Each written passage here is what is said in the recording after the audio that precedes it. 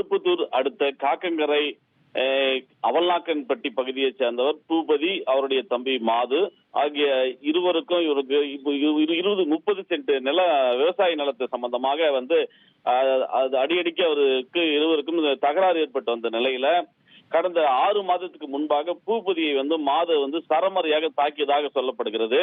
அதனால் தாக்கப்பட்ட மாது படுத்த படுக்கையாக ஒரே இடத்தில் அவரு வீட்டில் இருந்ததாக கூறப்படுகிறது. இந்த நிலையில மனவேதனை அடைந்த பூபதியின் மகன் திருப்பதி தனது அப்பாவை அடித்த சித்தப்பாவை எப்படியாவது பழி தீர்க்க வேண்டும் என்ற நோக்கத்தோடு பல்வேறு கோணங்களை அவர் தேடி வராரு. இந்த நிலையில நேற்று மாலை, அதாவது அந்த பகுதியான காக்கங்கரை பகுதியில ஒரு பானிபூரி கடையில மாது பானிபூரி சாப்பிட்டு கொண்டிருந்த போது நோட்டமிட்ட திருப்பதி மாதுவை தன் மறைத்து வைத்திருந்த கத்தியால் சரமரியாக வெட்டிட்டு அங்கிருந்து தப்பி செல்றாரு.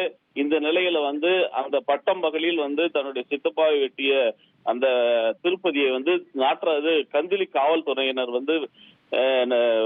வலை வீசி தேடி வராங்க. இந்த நிலையில 30 சென்ட் விவசாய நிலத்திற்காக தன்னுடைய சித்தப்பாவை வெட்டிய அந்த தகவல் அந்த பகுதியில் பெரும் பரபரப்பை ஏற்படுத்தியிருக்கு.